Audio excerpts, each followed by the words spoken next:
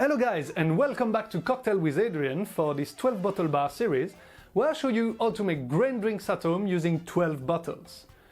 We had great fun learning how to make delicious drinks with Angostura bitters and bourbon, and now it's time to add one more bottles to our home bar, namely white rum.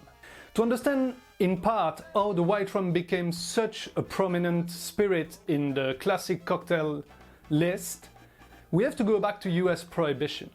US Prohibition, that was between beginning of 1920 till end of 1933, had a really strange effect on our drinking culture. And certainly not the effect that the promoter of what they call the Noble Experiment were intending. Some of the effects were quite negative. It forced all the old school 1800 saloon to close because they had nowhere else to go and they couldn't sell booze, so they had to shut their door for good. It as well gave a bad rap to some of the classic drinks like the old-fashioned that got mixed with muddled fruit and seltzer, probably to hide the bad taste of the homemade or contraband booze that was the only thing you could get at the time. On one good side, it promoted the speakeasy, which were hidden bars either in basement at the back of certain shops and places like this, where people rediscovered certain cocktail, albeit with not as quality a spirit as it should be.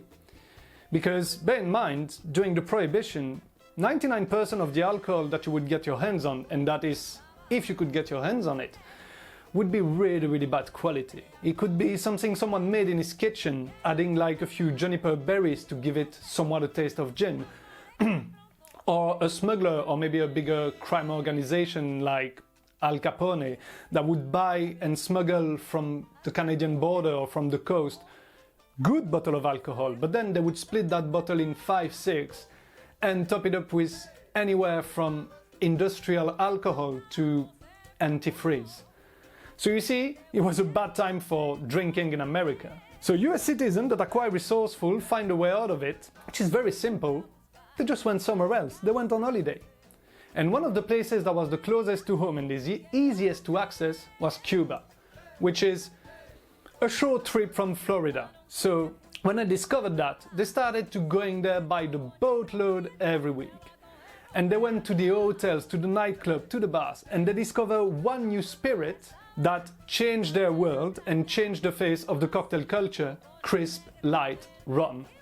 Up to that point, before Prohibition, heavier rum were like the standard in America, from Jamaica, Barbados, more heavier, aged, really full of flavor rum. So when they went in Cuba, there are basically two cocktails that really stand out when you look at the history of the Prohibition, two cocktails that they brought back with them to the US and then from the US spread around Europe. It's two drinks that we're gonna talk about in this series, the Mojito and today the Daiquiri. Like a lot of really old cocktails, the Daiquiri's got a few different stories or how it became to be. My personal opinion is that such a simple mix of lime juice, sugar and rum is gonna be really hard to pinpoint as finding who mixed the first one. So the two story goes as it is. One of them is about Jennings Cox, which was an American mining engineer, prospecting abandoned mines in the town of Daiquiri with other engineers, and he wanted to entertain them where he was staying. And at some point he ran out of whiskey or gin, and all he could get his hands on was the spirit of Cuba, which was a really light, almost unaged rum, and he mixed like the first Daiquiri with some lime juice and sugar. The other story is about an officer in the Spanish-American War, which is the war in the US with Cuba, that liked more food and drink than playing the soldier, and one day he was trying the drink of the true Cuban patriot, which was slices of lime with sugar and rum muddled, so you see it's very similar, and he really enjoyed it, just saying that he was missing some ice, to which he remedied quite quickly. So as you can see, the stories are quite similar.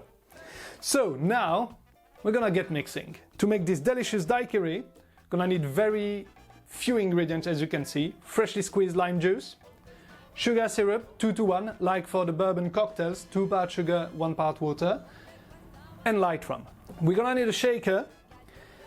If you do not have a shaker, a jar with a lid, a protein shake, even a Tupperware, anything will do. The Daiquiri is all about the balance between sweet and sour, while letting the rum express itself but not overpower the whole cocktail. I like mine more on the sour side, so I'm gonna use 25 ml of freshly squeezed lime juice. Here we are, 25 ml. Then I'm gonna cut a little bit of that sourness and give a bit of texture, because remember, sugar is really important for texture. I'm gonna put 15 ml because I like it, as I say, more on the crisp sour side. There we are. And now we're gonna add our rum. For this series, I'll be using Plantation 3 Stars.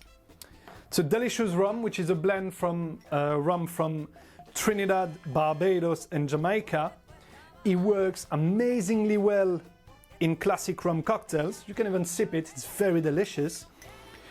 And like all the bottles that I'm gonna use in this series, it's got an amazing price point. And it's a fantastic rum, I really recommend it. So now we've got our lime, our sugar and our rum in the shaker. We're gonna add our ice, just gonna dunk it in there. And we're gonna give this a really brief but really hard shake. We want to dilute it, but most of it, we want to get it really cold. Make sure it's sealed properly and a good shake.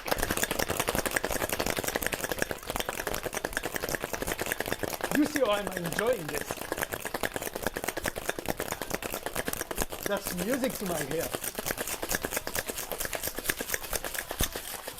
You hear that sound? You can hear when the big ice broke and now there's not much noise happening anymore. That means it's probably at good temperature.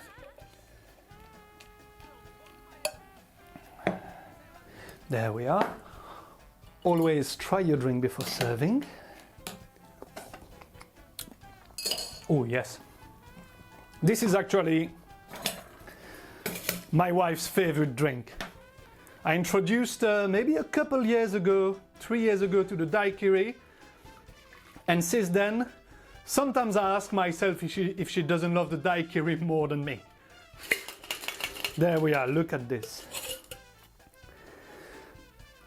I'm gonna put this aside, and then if you wish to garnish it, the traditional garnish is a nice lime wheel, cut through it and put it on the side. There you are guys, Daiquiri. Cheers! Oh god, that's tasty. Thank you very much guys for watching, I hope you enjoyed this video.